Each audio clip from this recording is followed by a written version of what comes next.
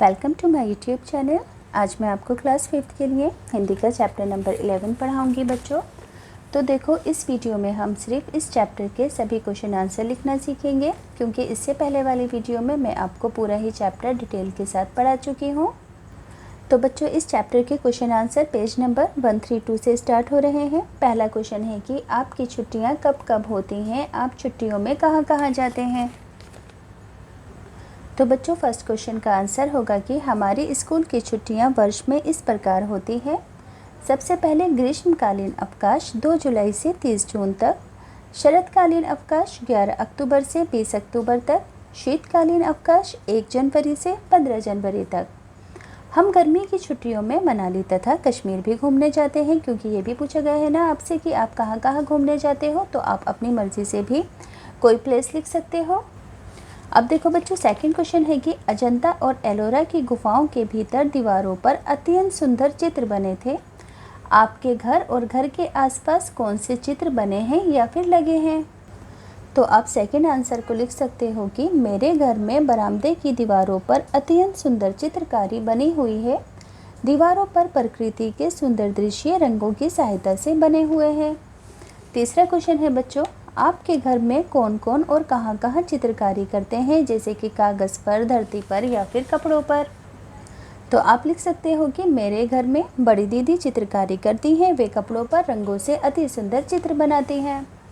चौथा क्वेश्चन है कि गुफाओं के चित्र देखते ही निशा के मुँह से वह क्यों निकला, आपके मुँह से कब कब वह शब्द निकलता है। तो देखो, चौथा आंसर आप ऐसे लिख सकते हो कि गुफाओं के चित्र देखते ही निशा के मुंह से वह इसलिए निकला क्योंकि चित्र दिखने में सजीव लग रहे थे। जब मैं कोई अनोखी या अद्भुत वस्तु देखती हूँ तो मेरे मुंह से भी अरे वाह शब्द निकलता है। नेक्स्ट पेज पर आएंगे। पेज नंबर 133 पर एक क्वेश्चन के 4 ऑप्शन है। कोई भी एक ऑप्शन आपको चूज़ करना है और उसके आगे सूरज का चित्र बनाना है। जैसे कि क्वेश्चन है कि निशा अजंता और एलोरा जाने के लिए क्यों उत्साहित थी। तो आंसर होगा कि उसने इन गुफाओं के बारे में पुस्तक में पढ़ा था। अगला क्वेश्चन है कि निशा को अजंता और एलोरा देखकर कैसा लगा, तो उसे आश्चर्य हुआ। इसी तरीके से थर्ड क्वेश्चन है कि अजंता की गुफाओं में बने रंग इतने वर्षों बाद भी क्यों फीके नहीं पड़े थे। क्यों फीके नहीं पड़े थे, क्योंकि रंग फूलों जैसी प्राकृतिक सामग्रियों से बनाए गए थे। नेक्स्ट क्वेश्चन है, यात्रा से लौटने के बाद भी निशा को वे कलाकृतियाँ बार बार क्यों याद आ रही थीं। तो गुफाओं की सभी कलाकृतियाँ बहुत आकर्षक थीं, इसलिए गुफा से लौटने के बाद भी निशा को बार बार उनकी याद आ रही थी, क्योंकि वो बहुत आकर्षक थी। पेज नंबर 134 पर आओगे। क्वेश्चन नंबर 1 है कि अजंता में निशा ने क्या क्या देखा। तो बच्चों, पहला आंसर है कि अजंता पहुंचकर निशा ने बड़ा ही मनोरम दृश्य देखा। एक और छोटी सी नदी बह रही थी। नदी में बड़े बड़े शिलाखंड पड़े थे। नदी के दक्षिण में एक पहाड़ी पर एक पंक्ति में 29 गुफाएं थीं। गुफाओं के अंदर दीवारों पर अत्यंत सुंदर चित्र बने थे, जैसे कि गौतम बुद्ध का घर छोड़कर तप के लिए जाना, भिक्षुओं का उपदेश देना। इसके अतिरिक्त पेड़ पौधों, पशु पक्षियों और स्त्रियों आदि के भी चित्र थे। सेकंड क्वेश्चन है कि कैलाश मंदिर के बारे में आपको कौन सी बात सबसे अधिक आश्चर्यजनक लगी। आंसर लिखोगे कि कैलाश मंदिर के बारे में मुझे ये बात आश्चर्यजनक लगी कि एक ऊंचे पहाड़ को ऊपर की ओर से तराश कर बनाया गया है। थर्ड क्वेश्चन है कि मौसी जी ने छोटी और बड़ी गुफाओं के बारे में क्या बताया। तो बच्चों, थर्ड क्वेश्चन का आंसर आप लिखोगे कि मौसी जी ने छोटी और बड़ी गुफाओं के बारे में बताया कि ये गुफाएं 2000 वर्ष पुरानी हैं तथा ये गुफाएं पहाड़ों को काटकर बनाई गई हैं। नेक्स्ट क्वेश्चन है कि क्या कारण है कि अजंता की गुफाओं का मुंह पूर्व की दिशा के अंदर बनाया गया है। तो फोर्थ का आंसर आप लिखोगे कि अजंता और एलोरा की गुफाओं का मुंह पूर्व दिशा में इसलिए बनाया गया है क्योंकि प्रातःकाल के सूर्य की किरणें सीधे इन पर पड़ती हैं। सूर्य क्योंकि पूर्व दिशा से ही उगता है। पांचवा क्वेश्चन है कि अजंता और एलोरा तक पहुंचने के लिए यातायात के कौन कौन से साधनों का प्रयोग कर सकते हैं। तो आंसर होगा कि अजंता और एलोरा तक पहुंचने के लिए पहले महाराष्ट्र पहुंचना होगा। महाराष्ट्र पहुंचने के लिए रेलगाड़ी तथा हवाई जहाज़ से जाना होगा। फिर संभाजी नगर पहुंचकर वहां से बस तथा ऑटो रिक्शा करना होगा। क्योंकि संभाजी नगर से अजंता 100 किलोमीटर दूर तथा एलोरा 40 किलोमीटर दूर है।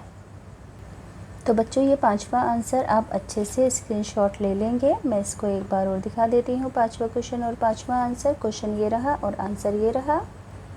अब देखो नेक्स्ट क्वेश्चन है। पहला क्वेश्चन है कि यदि अजंता की दीवारों के चित्र बोल सकते तो वो हमें क्या क्या कहानियाँ सुनाते।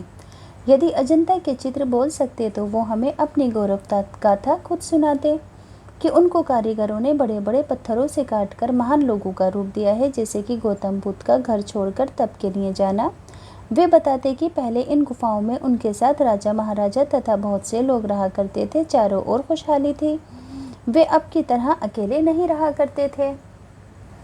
सेकंड क्वेश्चन है कि मान लीजिए कि आप हज़ारों वर्ष पहले के संसार में चले गए हैं और आपको अजंता की गुफाओं में एक नया चित्र बनाने का अवसर मिले, तो आप क्या चीज़ बनाएंगे और क्यों बनाएंगे। तो इसका आंसर होगा कि यदि मैं हज़ारों वर्ष पहले संसार में चली गई तो मैं अपने देश भारत का चित्र बनाऊंगी, ताकि वहाँ रह रहे लोगों को हमारे देश और यहाँ के लोगों के बारे में पता चल सके। अब बच्चों देखो यहाँ पर मिलान करना है। शिलाखंड चट्टान तथा पत्थर है। गुफा कंदरा गुहा। कुंड तालाब तथा जलाशय। भिक्षु सन्यासी तथा याचक, है ना। चारों के मैंने यहाँ पर नंबर भी लिखे हैं ताकि आपको कन्फ्यूज़न ना हो। नेक्स्ट पेज पर आओगे 133 पर। यहाँ पर देखो बोला है विश्राम गृह। तो ये जो शब्द है ना, दो शब्दों से मिलकर बना है, विश्राम और गृह से। तो आपको चैप्टर में से ऐसे ही शब्द खोजने हैं जो कि दो शब्दों से मिलकर बने हैं और आपको उनका मीनिंग भी बताना है, यानी कि अर्थ भी बताना है। जैसे कि देखो मैंने यहाँ पर सभी शब्द खोजकर पहले से लिख रखे हैं, पढ़कर बता देती हूँ। कार्यक्रम यानी कि योजना। कार्य जमा क्रम। महाराष्ट्र बड़ा राष्ट्र यानी कि महा जमा राष्ट्र। संभाजी नगर यानी कि संभाजी का नगर, संभाजी जमा नगर। विश्राम गृह आराम का स्थान, विश्राम जमा गृह। शिलाखंड यानी कि चट्टान, शिला जमा खंड। प्रातःकाल सुबह सवेरे यानी कि प्रातः जमा काल। उपदेश यानी कि आदेश, उपजमा आदेश। आश्चर्यचकित यानी कि हैरान, आश्चर्य जमा चकित। कलाकृतियों मनुष्य द्वारा निर्मित वस्तु, कला जमा आकृतियों। तो बच्चों ध्यान से इसका स्क्रीनशॉट ले लेंगे। अब देखो नेक्स्ट एग्जाम्पल है ज्यों का त्यों। देखो पहले वाले का आपने ध्यान से स्क्रीनशॉट ले लिया है ना। मैं एक बार और दिखा दूँ, इससे पहले वाले जो थे, है ना, शब्दों को मिलाकर उनका मीनिंग लिखना था। अब देखो यहाँ पर एग्जाम्पल है ज्यों का त्यों का अर्थ है कोई परिवर्तन ना होना। तो इस प्रकार कुछ शब्द नीचे हैं, इनका प्रयोग करते हुए लेखन पुस्तिका के अंदर इन 6 के आपको वाक्य बनाने हैं। जैसे कि 2 मैंने यहाँ पर लिख रखे हैं। ज्यों का त्यों कैसे होगा इसका वाक्य। आज भी गांव का ये मैदान बरसों पहले की तरह ज्यों का त्यों है, वैसा का वैसा। विलायत से आने के बाद भी मदन वैसा का वैसा लग रहा है।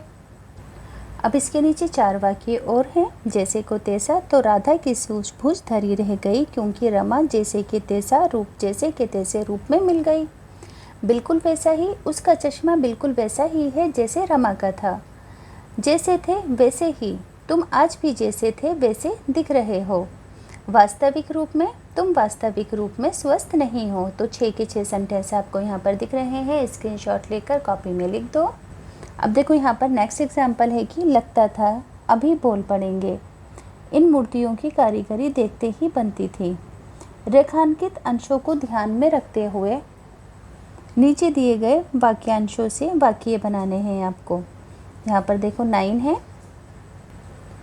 तो देखो सबसे पहले मैंने 3 लिख रखे हैं, पढ़कर बताती हूँ। दंग रह जाना, रमा की चित्रकारी देखकर मैं दंग रह गई। आंखें ना हटा पाना, अजंता की गुफाओं की चित्रकारी देखकर मैं आंखें ना हटा पाई। मन मोह लेना, उसकी बातों ने सबका मन मोह लिया। नेक्स्ट है जैसे को तैसा, ऐसा जैसे सपना हो, तो गुफाओं की सजावट देखकर लग रहा था कि ये सब ऐसा जैसे सपना हो की तरह हैं। दिल को छू जाना, तुम्हारी ये बातें मेरे दिल को छू गई हैं। कल्पना से परे, इतनी बड़ी गुफाओं की कारीगरी मेरी कल्पना से परे है। यहाँ पर गुफाओं लिख देना, ठीक है बच्चों, गुफाओं की कारीगरी। अजंता एलोरा की गुफाओं का दृश्य मैं भूल ना पाई, दृश्य भूल ना पाना। नेक्स्ट है प्रशंसा के योग्य होना। तो महान व्यक्ति का प्रशंसा के योग्य होना अचरज की बात नहीं है। दृष्टि थम जाना, कुंड की सुंदरता देखकर मेरी दृष्टि थम गई। तो बच्चों पहले इन सब का स्क्रीनशॉट ले लो ताकि लिखना आसान रहे। बाद में फिर इन तीनों का भी ले लो कि स्टार्टिंग के 3 ये रहे, है ना, ये स्टार्टिंग के 3 हैं और ये बाकी के नीचे के हैं जितने भी बचे हैं। यहाँ पर बच्चों आपको इस पज़ल को बनाना है और इन सभी शब्दों से वाक्य बनाने हैं। ये सभी विशेषण शब्द हैं जैसे कि रंग बिरंगा, बड़ी, बेजोड़, अद्भुत, सुंदर, कठिन, सजीव, विशाल, मनोरम, छोटी, प्रसिद्ध। तो सभी शब्दों के वाक्य जो भी मैंने आपको पज़ल में दिखाए थे इस तरह हैं, जैसे कि अद्भुत, गुफाओं में अद्भुत मूर्तियाँ थीं। मूर्तियों की स्पेलिंग को ठीक कर लेंगे, मैंने यहाँ पर ठीक कर दिया है। मनोरम, सुबह का मनोरम दृश्य मेरे दिल को छू गया। सुंदर, गुफाओं में सुंदर चित्रकारी बनी हुई थी। छोटी, छोटी छोटी वस्तुएं भी अद्भुत लग रही थी। प्रसिद्ध, अजंता और एलोरा की गुफाएं दुनिया भर में प्रसिद्ध हैं। विशाल, ये गुफाएं विशाल पहाड़ों को काटकर बनाई गई हैं। बड़ी, वहाँ बड़ी मूर्तियाँ भी थीं। अद्भुत, अजंता में नदी के किनारे अद्भुत शिलाखंड थे। कठिन, पहाड़ पर चढ़ना कठिन होता है। रंग बिरंगा, पर्दों पर रंग बिरंगा डिज़ाइन बना था। गीता को पूरा बना देती हूँ। ठीक है बच्चों, इन 9 के 10 हैं ये पूरे। 10 वाक्यों का स्क्रीनशॉट लेकर हैंड टू हैंड कॉपी में लिख देना। अब देखो बच्चों, यहाँ पर ना एक मैप दिया गया है। इस मैप को देखकर आपको कुछ क्वेश्चन के आंसर लिखने हैं। जैसे कि पहला क्वेश्चन है कि नदी का नाम इस मैप में क्या है। तो बघोरा नदी है। कुल कितनी गुफाएं दिखाई गई हैं। तो कुल 27 गुफाएं हैं। चारों दिशाओं में से कौन सी दिशा का संकेत दिया गया है। तो उत्तर दिशा का। आप यहाँ हैं, इससे क्या आशय है। तो जिस जगह हम रहते हैं यानी कि हमारा निवास स्थान। कुंड का नाम क्या है इस मैप के अंदर। तो सतकुंड नाम दिया गया है कुंड का। अब देखो नेक्स्ट पेज पर आएंगे हम, पेज नंबर 138 पर। यहाँ पर लंबाई मापने के फीते की सहायता से अपने समूह के साथ मिलकर कक्षा में इन चीज़ों को आपको नापना है। जैसे कि कक्षा की लंबाई 20 फीट, चौड़ाई 15 फीट, दरवाजे की चौड़ाई 3 फीट, खिड़की की 6, श्यामपट यानी कि ब्लैक बोर्ड 8 फुट की चौड़ाई, 5 फुट की इसकी लंबाई। नेक्स्ट पेज पर आएंगे 140 पर। निशा को उसकी मासी ने अजंता और एलोरा की गुफाएं दिखाई। इस कारण निशा ने अपनी मौसी को धन्यवाद कार्ड लिखा। अब आप भी अपने किसी संबंधी को धन्यवाद कार्ड लिखिए। तो कैसे लिखेंगे हम। प्रिय या पूजनीय मौसी जी, धन्यवाद देते हुए मैं आपको अवगत कराना चाहती हूँ कि आप मुझे अजंता और एलोरा की गुफाएं दिखाने जब साथ ले गई थी तब का मनोरम दृश्य याद करके मुझे आज भी बहुत प्रसन्नता होती है। वे दृश्य याद करके मेरा मन गदगद हो जाता है। मैं अपने मित्रों को भी अजंता और एलोरा के अद्भुत नज़ारों के बारे में बताती हूँ। इतनी अद्भुत जगह लेकर जाने के लिए और मुझसे इतना प्यार करने के लिए आपका धन्यवाद। आपकी लाडली, यहाँ पर लिख देंगे काका गया या फिर अपना नाम। नेक्स्ट पेज पर आएंगे। क्या आपने कभी कोई रेल की यात्रा की है। अगर की है तो अपने अनुभव को यहाँ पर आपको लिखना है। जैसे कि रेल यात्रा की शुरुआत स्टेशन पर पहुंचकर टिकट लेने और ट्रेन का इंतज़ार करने से होती है। ट्रेन के आने पर यात्री अपने डिब्बे में चढ़ते हैं। ट्रेन चलने के बाद हमने बाहर के सुखद दृश्य का आनंद लेते हुए अपने भाई बहनों से ढेर सारी बातें की। जब रेल नदी पर से पुल पार कर रही थी तो मुझे डर लग रहा था, किंतु मौसम बहुत सुहावना था। रेल विभिन्न शहरों तथा गांवों से होकर गुजर रही थी। हरे भूरे खेत, ऊंचे पहाड़ और नदियां देखकर मन को सुकून मिल रहा था। तो बच्चों आप इस तरीके से अपनी रेल यात्रा का वर्णन लिख सकते हैं। अगर आप चाहो तो अपनी मर्ज़ी से भी लिख देना।